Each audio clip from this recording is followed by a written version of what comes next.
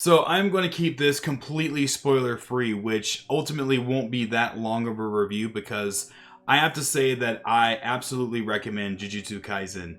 It caught me off guard, I'll be fair. I wasn't expecting what I got out of it. It starts off like a supernatural, it feels like it's going to be a supernatural horror high school like anime, and that's kind of set up in the first episode or two and then completely goes the opposite way. It's really cool how they do it. I was very shocked that they were able to catch me off guard with several episodes where they just 180 the narrative. And a lot of times it does come back, but they do a really good job at throwing curveballs at you. And I really like this anime for that reason. This anime, to give you a little synopsis of the plot, is about a high school student who is in his occult club at school, and he comes across a cursed artifact and he gives it to his friends who are interested in that and those types of things. And he recently has a tragedy in his family and he's away from school. His friends are there late night deciding to unwrap this cursed artifact, which, keep in mind, was at the school. They kept this cursed artifact in a box to ward off evil spirits, but come to find out, does the actual opposite. It actually attracts cursed creatures and monsters towards it. So obviously bad idea. Also, second bad idea to even open the thing. They get themselves into danger, and another person, a random person, which is interesting that he's from, I guess because he does have a school uniform, so I guess that's why they didn't really question why he was there. But the other character is Megumi, and he shows up at Itadori's school and he's looking for this cursed artifact. He senses it. He's been sent on a mission to find this artifact and runs into Itadori. He has like the presence of, was it cursed energy, and gets interested, finds out that Itadori had this artifact at one point, ends up back at the school. Long story short, mild spoilers for the very beginning of the anime. Itadori's friends get into danger and a cursed monster is about to kill them. This cursed monster wants this artifact because, come to find out, this artifact is actually the finger of Sukuna, the king of curses. He has two arms, so 4 hands, and all of his fingers were cut off. This king of curses person was basically dismembered and has been exiled out throughout the world, or throughout Japan, I guess. And his fingers are highly sought after by cursed monsters to make them more powerful if they consume them. So in an act of desperation, Itadori is told by Megumi to not get involved, to stay away from the school, and he'll handle it. Well, Megumi runs into trouble, and Itadori comes in wanting to help, and he wants to save his friend's life, and in an act of desperation eats Sukuna's finger and gains a lot of power from one of those. Very interesting. I won't go into much further detail other than that, but once that happens, basically it's said that a human to consume something like that would probably drive them A, insane, or B, crazy, or turn them into some monstrosity that has to be put down immediately if that were to happen. But this didn't happen. He was able to contain the power and suppress Sukuna, because Sukuna is awakened at that point. Sukuna then goes into Itadori's body and tries to take it over, and then Itadori, with sheer willpower, is able to suppress the King of Curses. Now, keep in mind, there's 20 fingers out there, so he's only got one. They call him the vessel. They call him Sukuna's vessel, and he can eat these fingers, consume them, gain the power, but still somehow suppress the King of Curses from taking over his body. Because at first, that's what threw me off, because at first when he eats the finger, he gains the power. Sukuna is like using his body, and he's like, I'm finally free again. You know, I can wreak havoc. It's, you know, it's amazing to be back in the world again. And then Itadori just is like, nope, it's my body, bitch. You're not taking this over. You're not taking this over at all. Wild. Can allow Sukuna to come forward and be present, but then suppress him again. As the night goes on, one of the other higher up students, or actually you come to find out later that he's pretty much like their teacher, or like more of a high ranking person at Jujutsu Academy. Gojo? Hold on. Yes, I was right. Gojo. Gojo shows up there after he was kind of staying in the background and making sure Megumi was going to be okay. Finds out everything about Itadori and challenges him and says, "Can you make Sukuna come forward, have me bout with him for 10 seconds and then suppress him again?"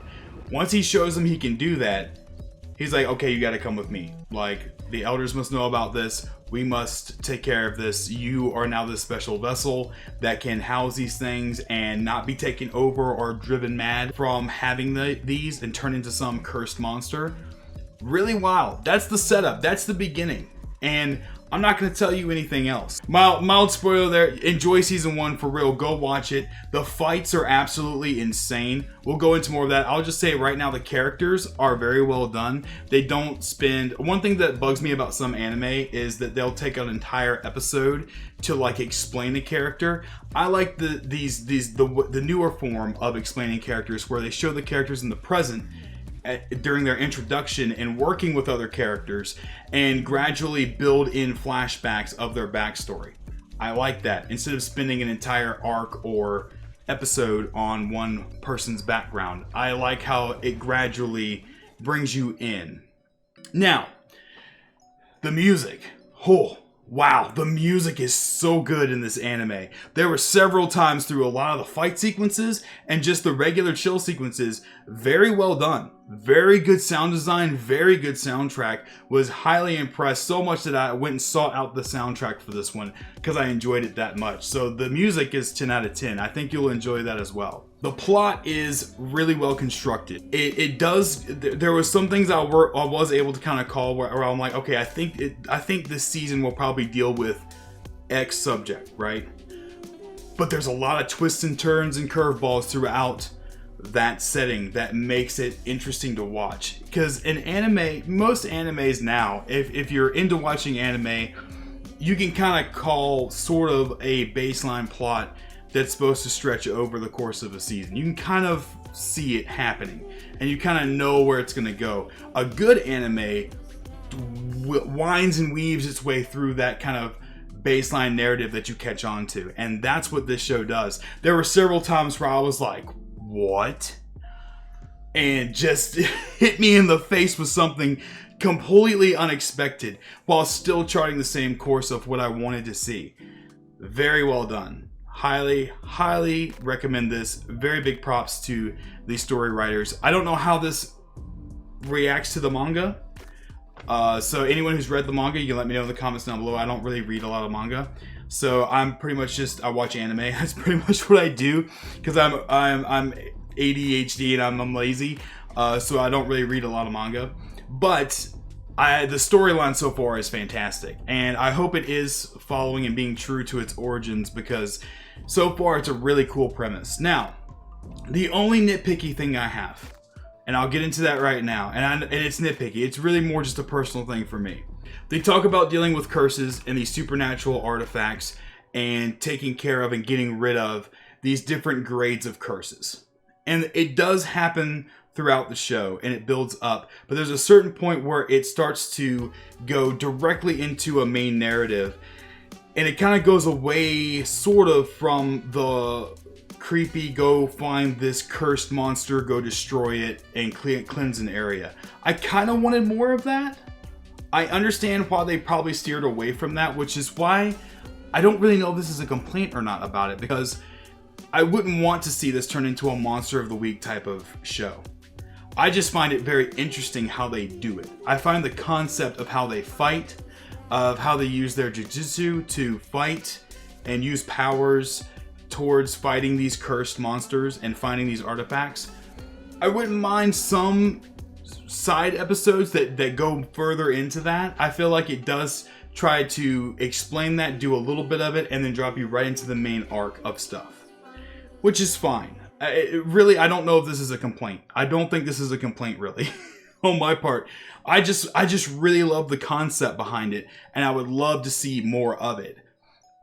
But that also takes me to the next point of, regardless of that and not having too much of that, the fight sequences, oh my god, the fight sequences are amazing. It does set everything up, and it seems like it's going to set up this kind of monster of the week type of vibe where they're going and hunting down these cursed monsters, killing them, cleansing an area, finding cursed artifacts, blah blah blah. But then jumps into a bigger narrative with higher level curses, higher level monsters, and is more pertaining to the main plot of the story, which that's why I say it can't really be a complaint, because those battles, the fight sequences are so well created and so well drawn. They look so good, so hype, and the music matches the tone of the battles. Flawless, so good. I had so much fun watching the battles in this anime. It was, yeah, that's not really a complaint. That's probably just a nitpicky thing on my part, wanting more. Hey, go fight the monster of the week thing and go find this other cursed thing and clear out this area and save this little town or something. I don't know. Like, I kind of wanted more of that, but now that I'm thinking about it more hardcore, I'm kind of glad it didn't just do that, because the main story, the main plot is so interesting, and how they weave in through all of that is amazing. It's so good.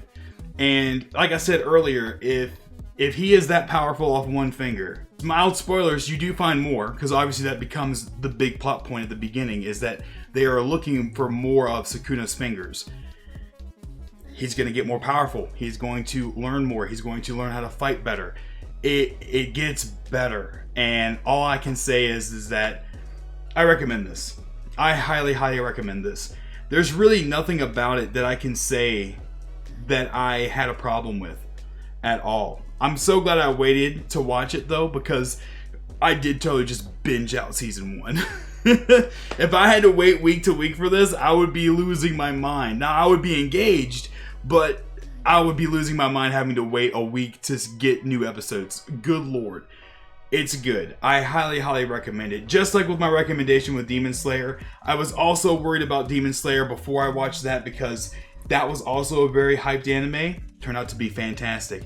This is a very hyped anime. This also turned out to be very fantastic. And also, I don't know if anyone else picked up on this or not, but for me, there were some sections of the anime with the way some of the scenes were drawn, the way some of the characters were presented, that felt old school to me, which I appreciated.